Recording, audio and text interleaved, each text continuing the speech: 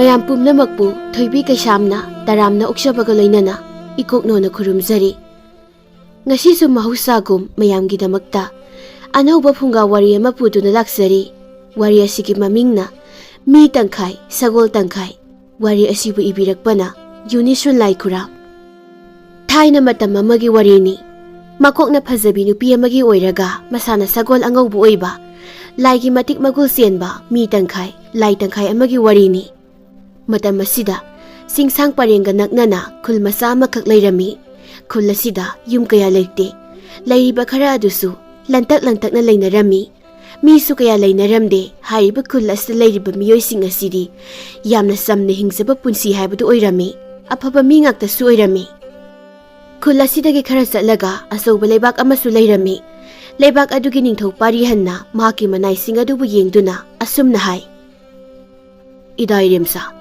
ꯅꯈꯣꯏ ꯃꯨꯟꯅ ꯇꯥꯎ꯫ ꯉꯁꯤ ꯑꯩꯅ ꯍꯥꯏꯒꯗꯧꯔꯤꯕ ꯋꯥꯐꯝ ꯑꯁꯤ ꯂꯥꯟ ꯃꯈꯜ ꯑꯃꯅꯤ꯫ ꯃꯐꯝ ꯑꯁꯤꯗꯒꯤ ꯈꯔ ꯆꯠꯂꯒ ꯂꯩꯔꯤꯕ ꯆꯤꯡ ꯃꯅꯥꯛꯇ ꯂꯩꯕ ꯈꯨꯜ ꯃꯆꯥ ꯑꯗꯨꯕꯨ ꯃꯐꯝ ꯑꯗꯨ ꯐꯥꯎꯕ ꯑꯩꯒꯤ ꯂꯩꯕꯥꯛ ꯑꯣꯏꯒꯗꯕꯅꯤ꯫ ꯃꯗꯨ ꯐꯥꯎꯕ ꯂꯝ ꯂꯧꯁꯤꯟꯒꯗꯕꯅꯤ꯫ ꯑꯗꯨꯅ ꯅꯈꯣꯏꯅ ꯉꯁꯤ ꯍꯥꯏꯕ ꯅꯨꯃꯤꯠ ꯑꯁꯤꯒꯤ ꯊꯦꯡꯂꯕ ꯑꯍꯤꯡꯒꯤ ꯃꯇꯝꯗ ꯈꯨꯜ ꯃꯆꯥꯗꯨ ꯇꯝꯅ ꯆꯠꯇꯨꯅ ꯃꯗꯨꯗ ꯂꯩꯕ ꯌꯨꯝꯁꯤꯡꯕꯨ ꯂꯣꯏꯅ ꯃꯩ ꯊꯥꯗꯣꯛꯎ꯫ ꯑꯐꯪꯕ ꯃꯤ ꯃꯈꯩꯅ ꯂꯣꯏꯅ ꯍꯥꯠꯇꯣꯛꯎ꯫ ꯃꯁꯤ ꯅꯈꯣꯏꯒꯤ ꯊꯧꯗꯥꯡꯅꯤ꯫ ꯁꯣꯏꯐꯗꯅ ꯇꯧꯒꯗꯕꯅꯤ꯫ ꯑꯩꯉꯣꯟꯗ ꯅꯨꯡꯉꯥꯏꯕ ꯄꯥꯎ ꯇꯥꯍꯜꯂꯨ." "ꯐꯒꯅꯤ ꯏꯅꯤꯡꯊꯧ, ꯅꯅꯥꯏ ꯑꯩꯈꯣꯏ ꯁꯣꯏꯗꯅ ꯇꯧꯖꯒꯦ꯫ ꯏꯅꯤꯡꯊꯧꯒꯤ ꯌꯥꯊꯪ ꯑꯁꯤꯒꯤ ꯃꯇꯨꯡ ꯏꯟꯅ ꯍꯣꯔꯦꯟ ꯅꯨꯃꯤꯗꯥꯡꯒꯤ ꯊꯧꯔꯝꯕꯨ ꯂꯥꯡꯕ ꯍꯧꯖꯔꯨꯔꯒꯦ꯫ ꯆꯠꯂꯨ ꯆꯠꯂꯨ, ꯂꯣꯏꯅ ꯁꯤꯜ ꯂꯥꯡꯉꯨ꯫ ꯑꯋꯥꯠꯄ ꯈꯨꯗꯤꯡꯃꯛ ꯑꯩꯉꯣꯟꯗ ꯍꯥꯏꯌꯨ꯫ ꯑꯩꯅ ꯁꯨꯅꯕ ꯂꯣꯏꯅ ꯄꯤꯒꯅꯤ꯫ ꯑꯩꯒꯤꯗꯤ ꯂꯝ ꯑꯗꯨ ꯐꯥꯎꯕ ꯈꯣꯞꯆꯤꯟꯗꯨꯅ ꯑꯩꯒꯤ ꯑꯣꯏꯕ ꯑꯁꯤꯗꯅꯤ." ꯃꯅꯥꯏꯁꯤꯡꯗꯨ ꯃꯄꯥꯜꯗ ꯊꯣꯛꯈꯤꯔꯝꯃꯤ꯫ ꯃꯅꯥꯏꯁꯤꯡ ꯑꯗꯨꯒꯤ ꯃꯀꯣꯛ ꯑꯣꯏꯔꯤꯕ ꯅꯨꯄꯥ ꯑꯗꯨꯅ ꯑꯁꯨꯝꯅ ꯍꯥꯏ: "ꯏꯅꯤꯡꯊꯧꯅ ꯇꯥꯛꯄꯤꯔꯛꯄꯒꯤ ꯃꯇꯨꯡ ꯏꯟꯅ ꯉꯁꯤ ꯍꯥꯏꯕ ꯅꯨꯃꯤꯠ ꯑꯁꯤꯒꯤ ꯑꯍꯤꯡꯗ ꯈꯨꯜ ꯃꯆꯥ ꯑꯗꯨ ꯇꯝꯅ ꯆꯠꯄ ꯇꯥꯔꯦ꯫ ꯃꯐꯝ ꯑꯗꯨꯗ ꯂꯩꯕ ꯌꯨꯝꯁꯤꯡꯕꯨ ꯂꯣꯏꯅ ꯃꯩ ꯊꯥꯗꯣꯛꯎ ꯍꯥꯏꯅ ꯇꯥꯛꯄꯤꯔꯛꯂꯦ꯫ ꯃꯁꯤꯃꯛ ꯑꯩꯈꯣꯏꯅ ꯇꯧꯒꯗꯕꯅꯤ꯫ ꯍꯣꯔꯦꯟ ꯅꯨꯃꯤꯗꯥꯡ ꯂꯥꯟ ꯆꯠꯄꯗ ꯆꯥꯒꯗꯕ ꯆꯪꯒꯗꯕ ꯃꯄꯣꯠ ꯃꯆꯩꯁꯤꯡ ꯑꯗꯨ ꯂꯣꯏꯅ ꯂꯣꯏꯁꯤꯜꯂꯨ." ꯂꯥꯟꯃꯤꯁꯤꯡ ꯑꯗꯨ ꯃꯈꯣꯏ ꯃꯈꯣꯏꯒꯤ ꯃꯈꯨꯠꯁꯨ ꯊꯥꯡꯁꯤꯡ ꯑꯁꯤꯅꯆꯤꯡꯕ ꯂꯣꯏꯁꯤꯟꯗꯨꯅ ꯊꯝꯂꯝꯃꯤ꯫ ꯑꯁꯨꯝꯅ ꯅꯨꯃꯤꯠ ꯇꯥꯕꯕꯨ ꯉꯥꯏꯗꯨꯅ ꯂꯩꯈꯤꯔꯝꯃꯤ꯫ ꯁꯣꯝꯗꯅ ꯈꯨꯜ ꯃꯆꯥ ꯑꯁꯤꯗ ꯃꯃꯥ ꯃꯆꯥ ꯈꯛꯇ ꯂꯩꯖꯕ ꯂꯥꯏꯔꯕ ꯏꯃꯨꯡ ꯑꯃꯈꯛꯁꯨ ꯂꯩꯔꯝꯃꯤ꯫ ꯂꯥꯏꯔꯕꯤ ꯃꯍꯥꯛꯀꯤ ꯃꯆꯥꯅꯨꯄꯥ ꯇꯣꯂꯦꯟꯕꯨ ꯌꯦꯡꯗꯨꯅ ꯍꯥꯏꯔꯛꯏ: "ꯏꯃꯥꯒꯤ ꯏꯕꯨꯡꯉꯣ, ꯉꯔꯥꯡꯒꯤ ꯅꯨꯃꯤꯠ ꯑꯁꯤꯗꯗꯤ ꯅꯃꯥ ꯑꯩꯒꯤ ꯈꯣꯝꯂꯦꯟ ꯃꯪꯂꯥꯟꯆꯥꯗꯣ ꯌꯥꯝꯅ ꯅꯨꯡꯉꯥꯏꯔꯝꯗꯦ꯫ ꯃꯈꯨꯅ ꯃꯔꯣꯜ ꯑꯃ ꯈꯣꯡꯂꯤꯕ, ꯀꯔꯤꯕꯨ ꯇꯧꯔꯨꯒꯗꯕꯅꯣ ꯈꯪꯗ꯭ꯔꯦ꯫ ꯃꯪꯒꯤ ꯋꯥꯕꯨ ꯃꯀꯨ ꯃꯪꯅ ꯍꯥꯏꯅ ꯈꯟꯅꯨ꯫ ꯃꯪ ꯍꯥꯏꯕꯁꯤꯗꯤ ꯃꯪꯅꯤꯡꯕꯗ ꯃꯪꯕ ꯌꯥꯕꯅꯤ, ꯑꯣꯏꯍꯟꯅꯤꯡꯕꯗ ꯑꯣꯏꯍꯟꯕ ꯌꯥꯕꯅꯤ꯫ ꯀꯥꯟꯅꯗꯕ ꯃꯪꯅꯤ ꯃꯗꯣ꯫ ꯃꯀꯨ ꯈꯣꯡꯕꯗꯤ ꯈꯣꯡꯕ ꯌꯥꯕꯒꯤ ꯈꯣꯡꯖꯕꯅꯤ꯫ ꯑꯩ ꯑꯗꯨꯝꯅ ꯍꯤꯛꯇꯣꯛꯄꯁꯨ ꯐꯕ ꯅꯠꯇꯦꯅꯦ꯫ ꯉꯔꯥꯡ ꯑꯩꯒꯤ ꯃꯪ ꯑꯗꯨꯗ ꯂꯥꯏꯑꯣꯏꯈ꯭ꯔꯕ ꯅꯄꯥꯕꯨꯡ ꯑꯗꯣ ꯃꯥꯕꯨ ꯎꯔꯝꯃꯤ꯫ ꯃꯍꯥꯛꯅ ꯑꯩꯕꯨ ꯃꯍꯥꯛꯀꯤ ꯃꯅꯥꯛꯇ ꯂꯥꯛꯎ ꯍꯥꯏꯗꯨꯅ ꯈꯨꯂꯥꯝ ꯇꯣꯏꯅ ꯇꯣꯏꯅ ꯈꯠꯇꯨꯅ ꯀꯧꯔꯝꯃꯤ꯫ ꯃꯍꯥꯛꯅ ꯁꯨꯝꯅ ꯑꯩꯒꯤ ꯃꯪꯗ ꯂꯥꯛꯇꯨꯅ ꯑꯁꯨꯝꯅ ꯀꯧꯕ ꯑꯁꯦ ꯈꯛ ꯊꯦꯡꯅꯈꯤꯗ꯭ꯔꯤ꯫ ꯃꯁꯤꯗꯅꯤ ꯑꯩꯅ ꯍꯦꯟꯅ ꯆꯤꯡꯅꯔꯤꯕ ꯑꯁꯤ." ꯏꯃꯥꯅ ꯄꯪꯈꯟꯅ ꯈꯟꯖꯤꯜꯂꯤ꯫ "ꯑꯗꯨꯅꯅꯤ ꯏꯆꯦ, ꯑꯩꯅ ꯆꯥꯛ ꯂꯣꯏꯔꯦ, ꯈꯔ ꯆꯥꯁꯤ."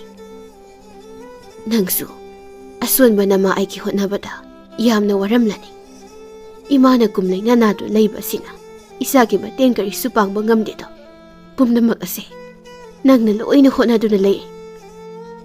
"ꯏꯃꯥ, ꯃꯁꯤꯕꯨ ꯀꯔꯤꯒꯤ ꯑꯋꯥꯕ ꯊꯕꯛꯅꯣ? ꯃꯁꯤꯗꯤ ꯃꯆꯥ ꯑꯃ ꯑꯣꯏꯅ ꯇꯧꯐꯝ ꯊꯣꯛꯄ ꯑꯗꯨ ꯈꯛꯇꯅꯤ꯫ ꯃꯁꯤꯗꯤ ꯀꯔꯤꯁꯨ ꯂꯩꯕ ꯅꯠꯇꯦ꯫ ꯅꯆꯥ ꯑꯩꯅ ꯈꯟꯖꯕ ꯃꯪꯂꯥꯟꯒ ꯃꯌꯥꯝ ꯑꯃ ꯂꯩꯔꯤꯕ ꯖꯥꯠꯅꯤ." "ꯏꯆꯥꯅ ꯀꯔꯝꯕ ꯃꯪꯂꯥꯟ ꯃꯪꯂꯤꯕ, ꯀꯔꯤ ꯈꯜꯂꯤꯕ?"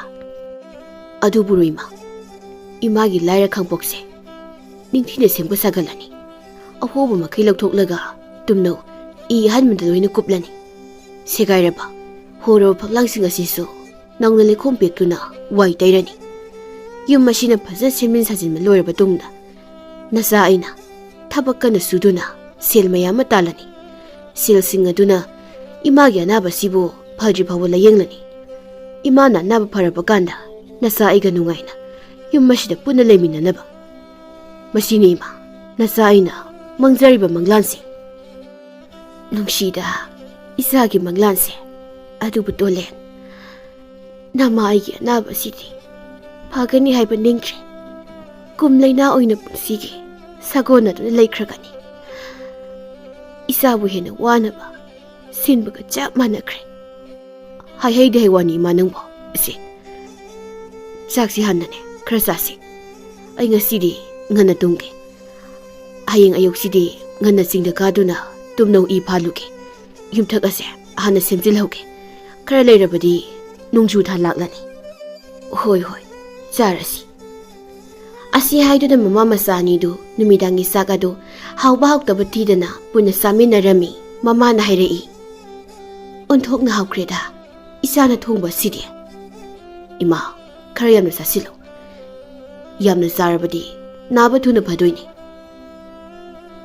asumna saksaba loreduna kolik wairamaduna tolena sengjinduna magi kada tumna hipnaba changna khirami toleni phamungda masadu hek tabaga kokamon ge hek tainabaga khro na khoktuna yamna ngana tumthokre tolengi mamadi tumma yadraduni hipli mahaki wakhalda asumna khali karamu thoklagaba isasina mama ina sikraba tungdadi isa mathanta kasigi taibang palasida lamuk na dul lehurani ko aise isa kanna leram labadi phagadabani ipuroi baduna kaina khraba bato mahakpu kaina bagi chaina aduna thangmoi lemon uidona aigi anaba si oikhibani aigi anaba sidi phanala yenglabaso phaba kaubudi laikhraroi punsigi oina sagona tu laikhrani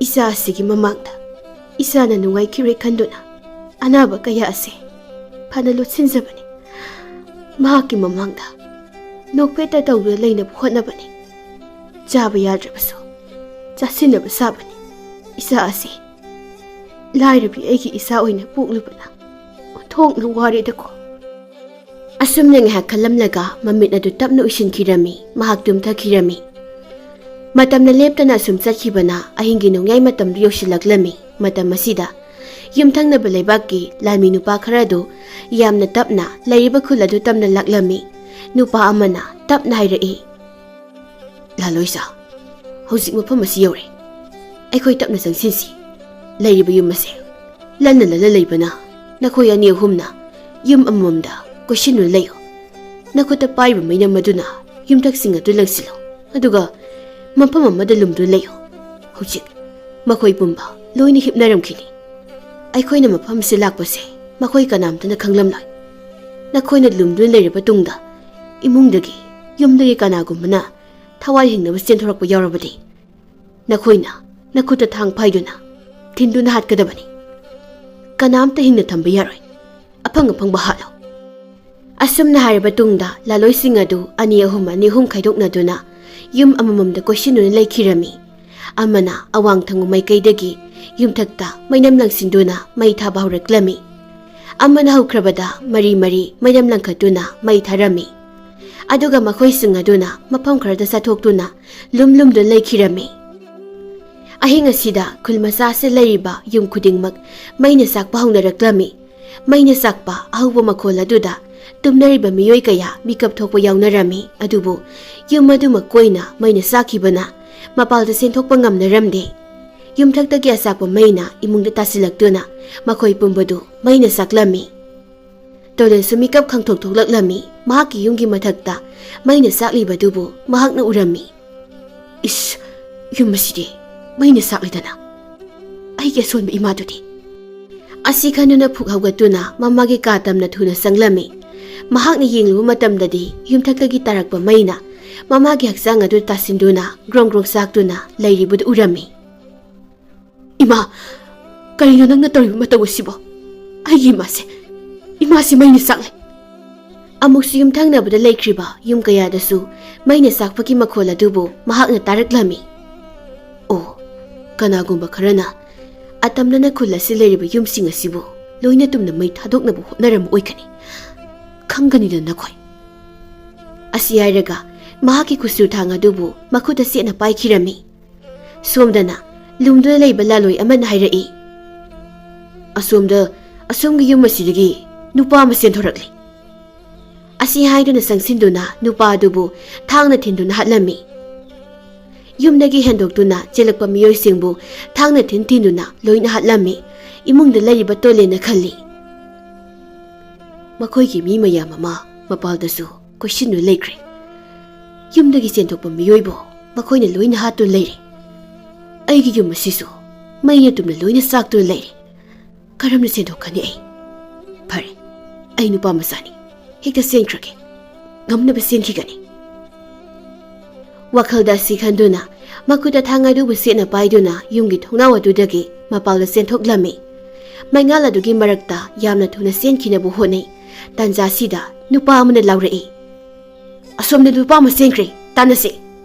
Asi hairaga makoina paiba thangsing adubu langlami tolen khonglai thuna yangna amama marak aduda sensinkri. Amama marak aduda sensinduna jingnung manung adumna sensilaklami. Somdana nupa laloising aduna tanari.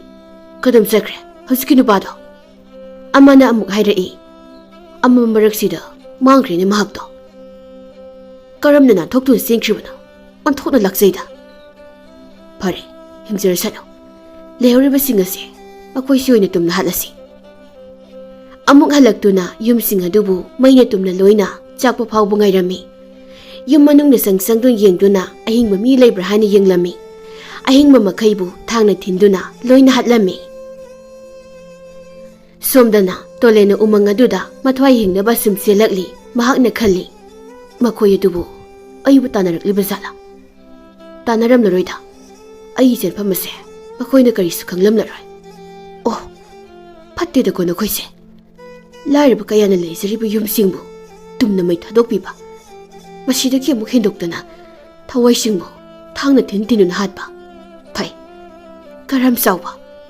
Lambu yamna pamana koigi mathakta aina soina laman khumakhini. Aigi solabi imabu swatpiba.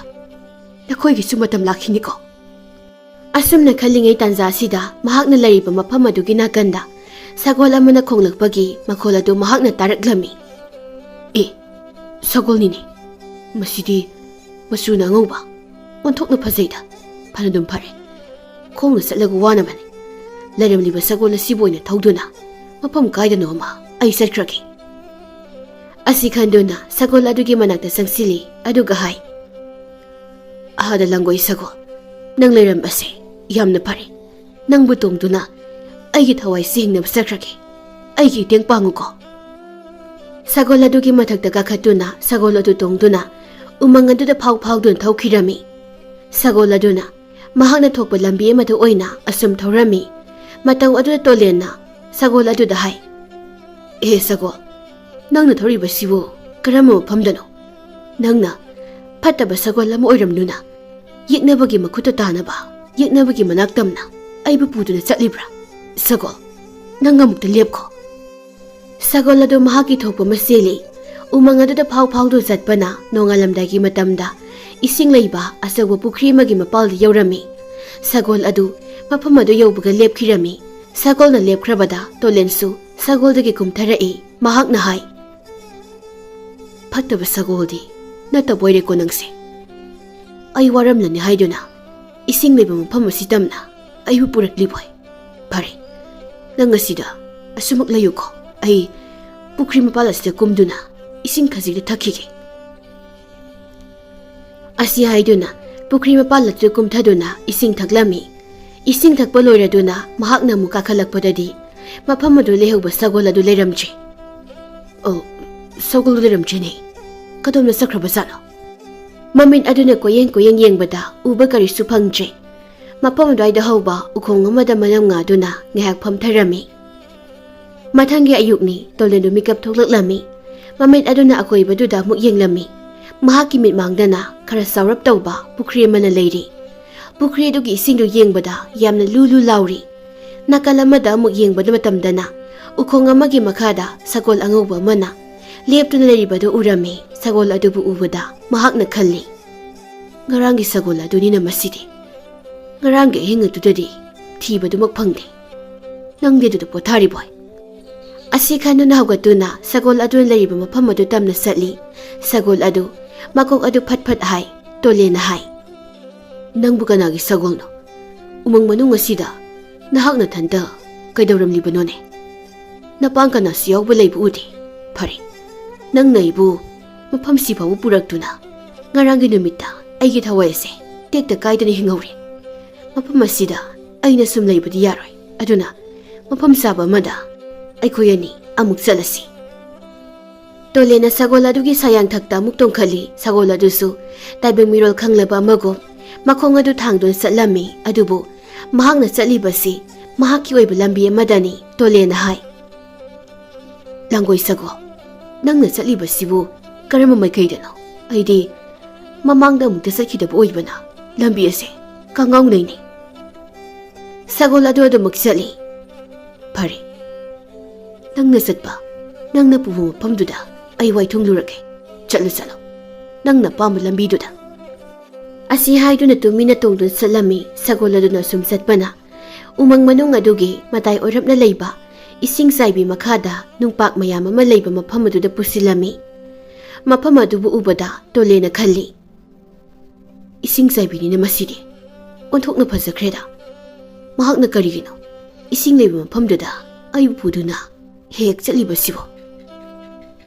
Sagol adu makhong thangba sap lepkre. Sagol aduna leplabada Tolen sumakhada kumthai. Sagol adugi mamit aduna mafam amada munna mamit kuptana yengduna leiri. Mahakna munna yenglibasibo kadaidanone karibu leribajano. Asi khanduna Tolena sagol aduna yengliba maikai adomna yenglami. Mahakna sumna yenglubadadi nungpak amagi makhada sagol angauba mana longna tadu leiribadu urami. Sagol asi siraba malini. Sagol adugi manakta thuna sangsilami aduga amuk yenglami. Sagol adugi mabuk mapada tenjai anina yungdu leiri. Thokhibagi angau masaduda ikhengsu tairi. Madubu uraga Tolena khalli. Yaro sadanba kanagumbagi makuta soidana tenjai asi panba oirangani. Aduga sagol asina aibu mafam asi tamna puduna laklibasina karigi oirabasana. Tolendo marolda tinarudabana awaba mo oirami tanjaduda nupi amagi makholda asumna haireklami. Nangna aigi itek amukta pangbiramo. Tolendo nupi amagi makholda ikhang khangaudana hairakpasida mamai leiduna sat yengthoki. Maduda mahaki tungna lephauba sagol aduna makok makai mi ondo leramlibadu urami madubu ubada mahakti pungangaklami. Mi tangkai sagol tangkai nupi aduna makhata aduna hairai. Mahak aigi puroibani. Umang asida mahak aiga sanaminaringaida lumduna leiramba sadan masina tena kaplakpani.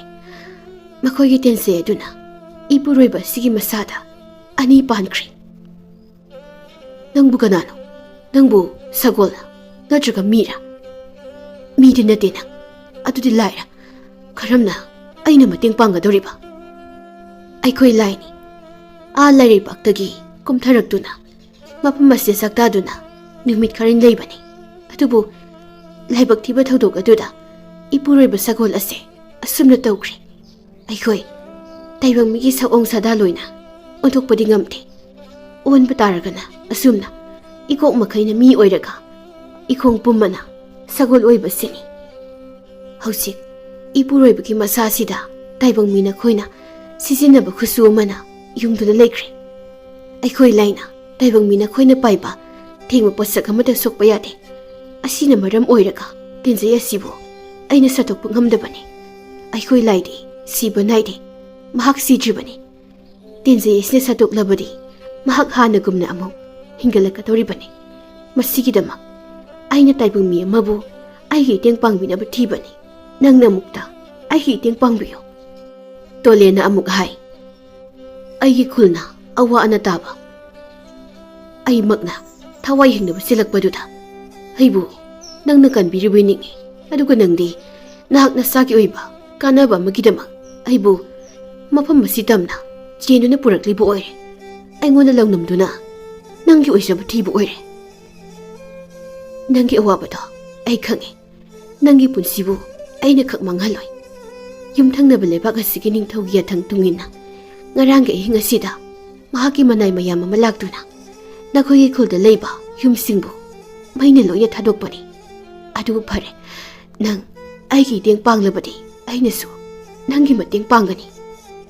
ꯋꯥꯐꯝ ꯑꯁꯤ ꯌꯥꯅꯔꯗꯨꯅ ꯇꯣꯂꯦꯟꯅ ꯁꯤꯗꯨꯅ ꯂꯩꯔꯤꯕ ꯁꯒꯣꯜ ꯑꯗꯨꯒꯤ ꯃꯕꯨꯛꯇ ꯌꯨꯡꯂꯤꯕ ꯇꯦꯟꯖꯩ ꯑꯅꯤ ꯑꯗꯨꯕꯨ ꯁꯥꯠꯇꯣꯛꯂꯝꯃꯤ꯫ ꯃꯁꯤꯒꯤ ꯇꯨꯡꯗ ꯁꯒꯣꯜ ꯅꯨꯄꯤ ꯑꯗꯨꯅ ꯃꯔꯩ ꯑꯗꯨꯅ ꯑꯁꯣꯛꯄ ꯃꯐꯝ ꯑꯗꯨꯗ ꯂꯦꯛꯄꯤꯔꯝꯃꯤ꯫ ꯑꯁꯨꯝꯅ ꯇꯧꯔꯕꯗ ꯁꯤꯔꯤꯕ ꯁꯒꯣꯜ ꯂꯥꯕ ꯑꯗꯨ ꯑꯃꯨꯛ ꯍꯤꯡꯒꯠꯂꯛꯂꯝꯃꯤ꯫ ꯃꯍꯥꯛꯁꯨ ꯃꯀꯣꯛ ꯃꯈꯩꯅ ꯃꯤ ꯑꯣꯟꯊꯣꯔꯛꯂꯝꯃꯤ꯫ ꯁꯒꯣꯜ ꯅꯨꯄꯤ ꯑꯗꯨꯅ ꯍꯥꯏꯔꯛꯏ, ꯅꯪꯅ ꯑꯩꯒꯤ ꯃꯇꯦꯡ ꯄꯥꯡꯕꯤꯕ ꯌꯥꯝꯅ ꯅꯨꯡꯉꯥꯏꯖꯔꯦ꯫ ꯍꯧꯖꯤꯛꯇꯤ ꯅꯪꯒꯤ ꯌꯥꯏꯐꯕ ꯂꯝꯕꯤ ꯑꯃꯃꯨꯛ ꯇꯥꯛꯂꯒꯦ꯫ ꯅꯪꯅ ꯑꯩꯈꯣꯏꯕꯨ ꯄꯨꯗꯨꯅ ꯌꯨꯝꯊꯪꯅꯕ ꯂꯩꯕꯥꯛ ꯑꯁꯤꯗ ꯆꯠꯂꯨ꯫ ꯑꯩꯈꯣꯏꯒꯤ ꯏꯊꯛ ꯑꯁꯤꯗ ꯅꯪꯅ ꯎꯄꯥꯏ ꯑꯃ ꯊꯤꯗꯨꯅ ꯐꯠꯇ꯭ꯔꯕ ꯅꯤꯡꯊꯧ ꯑꯗꯨꯕꯨ ꯇꯣꯡꯍꯜꯂꯨ꯫ ꯅꯤꯡꯊꯧ ꯑꯗꯨꯅ ꯇꯣꯡꯂꯕꯗꯤ ꯁꯒꯣꯜ ꯀꯟꯅ ꯊꯧꯗꯨꯅ ꯃꯍꯥꯛꯄꯨ ꯂꯩꯃꯥꯏꯗ ꯇꯥꯍꯟꯗꯨꯅ ꯍꯥꯠꯇꯣꯛꯈꯤ꯫ ꯑꯗꯨꯒ ꯅꯪꯒꯤꯗꯃꯛ ꯑꯩꯅ ꯑꯇꯥꯡꯕ ꯄꯣꯠꯁꯛ ꯑꯃꯁꯨ ꯄꯤꯒꯅꯤ꯫ ꯁꯒꯣꯜ ꯅꯨꯄꯥ ꯑꯗꯨꯅ ꯑꯃꯨꯛ ꯍꯥꯏꯔꯛꯏ, ꯑꯁꯦꯡꯕꯅꯤ, ꯃꯁꯤ ꯅꯠꯇꯅ ꯅꯪꯅ ꯂꯃꯟ ꯈꯨꯝꯕ ꯉꯝꯂꯣꯏ꯫ ꯅꯤꯡꯊꯧ ꯑꯗꯨꯅ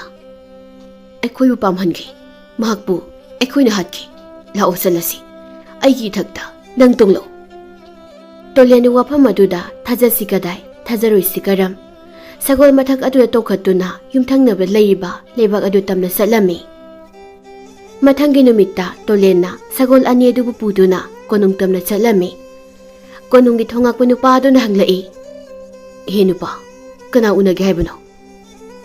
ꯏꯅꯤꯡꯊꯧ ꯄꯥꯔꯤꯍꯟꯕꯨ ꯑꯃꯨꯛꯇ ꯎꯅꯖꯒꯦ ꯍꯥꯏꯅ ꯂꯥꯛꯄꯅꯤ꯫ ꯀꯔꯤꯒꯤ ꯎꯅꯒꯗꯣꯏꯅꯣ? ꯃꯔꯝꯗꯣ ꯍꯥꯟꯅ ꯍꯥꯏꯌꯨ꯫ ꯅꯅꯥꯏ, ꯑꯩ ꯂꯥꯏꯔꯕ ꯃꯆꯥꯅꯤ꯫ ꯑꯩꯒꯤ ꯂꯩꯖꯔꯤꯕ ꯁꯒꯣꯜ ꯑꯅꯤꯁꯦ ꯏꯅꯤꯡꯊꯧꯗ ꯄꯤꯊꯣꯛꯆꯒꯦ ꯍꯥꯏꯅ ꯇꯧꯕꯅꯤ꯫ ꯐꯔꯦ ꯐꯔꯦ, ꯆꯪꯖꯔꯣ꯫ ꯁꯒꯣꯜ ꯑꯁꯤꯗꯤ ꯄꯨꯁꯤꯟꯕ ꯌꯥꯔꯣꯏ꯫ ꯑꯁꯤꯗ ꯍꯧꯔꯤꯕ ꯎ ꯑꯁꯤꯗ ꯄꯨꯟꯁꯤꯜꯂꯝꯃꯨ꯫ ꯇꯣꯂꯦꯟꯅ ꯁꯒꯣꯜ ꯑꯅꯤ ꯑꯗꯨꯕꯨ ꯎꯈꯣꯡ ꯑꯗꯨꯗ ꯄꯨꯟꯗꯨꯅ ꯊꯝꯂꯝꯃꯤ꯫ ꯑꯗꯨꯒ ꯃꯍꯥꯛ ꯃꯊꯟꯇ ꯀꯣꯅꯨꯡ ꯃꯅꯨꯡ ꯑꯗꯨꯗ ꯆꯪꯂꯝꯃꯤ꯫ ꯇꯣꯂꯦꯟꯅ ꯂꯩꯕꯥꯛꯀꯤ ꯅꯤꯡꯊꯧ ꯑꯗꯨꯕꯨ ꯎꯔꯗꯨꯅ ꯃꯀꯣꯛ ꯅꯣꯟꯗꯨꯅ ꯈꯨꯔꯨꯝꯖꯩ꯫ ꯑꯗꯨꯒ ꯍꯥꯏ, ꯏꯅꯤꯡꯊꯧ ꯏꯕꯨꯡꯉꯣ, ꯅꯅꯥꯏ ꯂꯥꯏꯔꯕ ꯑꯩꯒꯤ ꯁꯒꯣꯜ ꯑꯉꯧꯕ ꯑꯅꯤꯈꯛ ꯂꯩꯖꯩ꯫ ꯁꯒꯣꯜ ꯑꯅꯤ ꯑꯁꯤꯕꯨ ꯏꯅꯤꯡꯊꯧꯗ ꯃꯃꯜ ꯑꯃꯠꯇ ꯌꯥꯎꯗꯅ ꯀꯠꯆꯒꯦ ꯍꯥꯏꯅ ꯂꯥꯛꯄꯅꯤ꯫ ꯅꯤꯡꯊꯧꯅ ꯍꯪꯉꯤ, ꯂꯥꯏꯔꯕ ꯅꯪꯅꯁꯨ ꯑꯩꯉꯣꯟꯗ ꯀꯔꯤꯒꯤ ꯁꯒꯣꯜ ꯀꯠꯀꯗꯧꯔꯤꯕ? ꯃꯔꯝ ꯍꯥꯏꯌꯨ꯫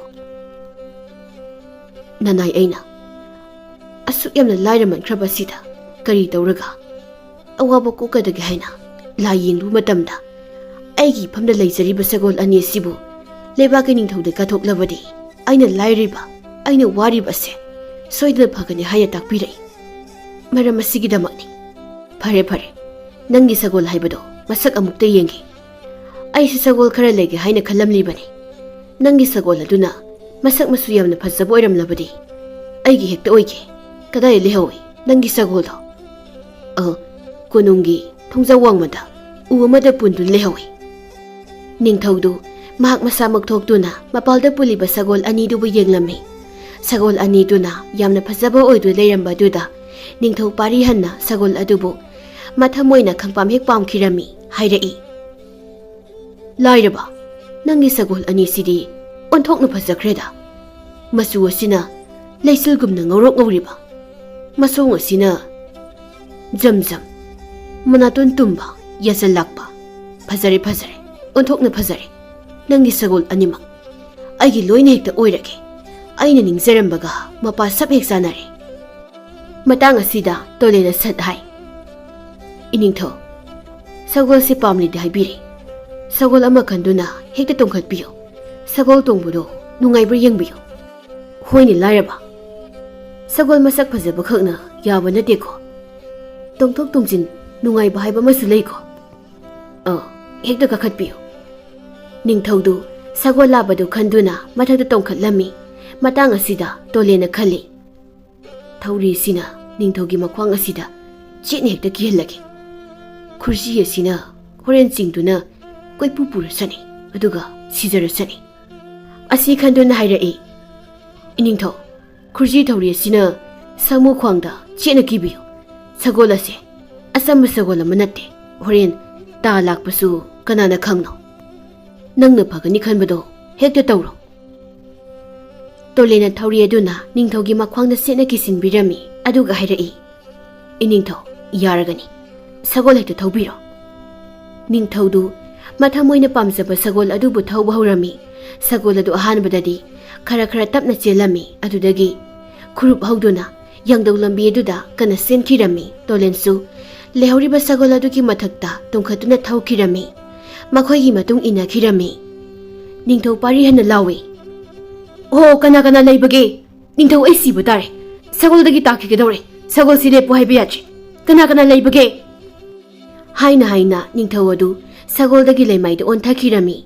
Thauri aduna makhwangna setna kikhibana sagol aduna sentuna mahakpu nungmarak aduda purami. Adumna tawrabaduda masa pumbadu ingakta thoklami. Sagol labaduna phattaba ningthau adubu koisen senduna puba yaba puraba tungda ningthau adu siramlagani haina khanglakpada chenbadu chaplep khirami. Tanja aduda tolensu makhoigi manakta thunglare. Tolena makhada kumthaduna ningthau aduna taatu leriba mafam adu tamna sangsili. Siramdagi sor thabet hondu leriba ningthau adubu yengduna mahakna hai. Khanglabra nangumba phattaba ningthau ambu hatpadi karisu leitaba thabakni. Masina aigi ima madi khunja miyamgi thawaibu lawkhibagi mahini. Asi hairaga makhongkhong pak aduna ningthaududa chabet na silami. Matang tanja sida konunggi lambi duda sagol tongba lanmi mayam ama law-lawdu laklibadu mahakna urami. Ai siba tare ningthau hatpagi aibu swatkiba tare. Ai thuna mafam asi thadukna sinkhidaba yade. Asi khaluna sagol adu tongkhatuna kana thaukhirami. Asumna tharakpana phana sangna thawraklami. Chingya amagi makhongda sagol su leplami tolen su kumthai. Sagol amomdu makok aduna nupi mu unthoraktun hairai. Hausikti nangna pamsaba thabak nangi lamando khumba loiraba natra. Loire. Matam asida aina nangona pigani haina haikhiba. Arangma posak atangba haibado ai pirake. Wafam asida tolendu mahaki mathamoida karibu airamgadabuno haina yamni ikhau langzarami. Sagol nupi aduna makut khusada siba yayoiba khudok adubu lauthoktuna taibang mi mangona pirami. Aduga hai. Masi yayoiba khudokni. Ipuroibagi thawaibu kanbibagi aina nangona pibani. Yayoiba khudok asigi matengdagi nangi punsi ado yamna nungaina leibu ayo. Phare aikhoi anisu lari pakta hankrake. Asi hairamlaga sagol amu onthoktuna singninglomda changkhirami tolen tumina lehawi. Yayoiba khudok aiba. Phare hekta sangyengdo changyang tawtun yenglaki. Asi khanuna khudok adubu yengduna hai. Chaksagluk ama mathal mayamga loinana tho. Asi hek haibaga mahaki mamangda chaksagluk amaga mathal mayam amaga tholaklami masida mahakti yamna harauzarami. Nga thongbaga yawini maside chaknaga lamane loina hekta sathoklaki. Chakluk adubu loina saraga chaba loiraba tungda amuk khali. Chak mayam masasilabadina isaase tumninglakli. Phamung amada tumlabadi yamna nungaigadabani tawribasi. Hais masi khudopasina yum ama sanba yabra yengge. Asi khanduna khudop adubu yengduna hai. Yum ama tho. Asi hek haibaga mafam adu maktada phazaraba yum ama thoklaklami. Mahak yamna haraurami yum adugi manungna sangduna lairamliba phamung adugi mathakta kakhattuna tumlami. Asumna tolani punsi adu mi tangkhai sagol tangkhai aduna piramba yayoiba khudop adugi matengdagi mafam aduda yamna nungaina leikhirami.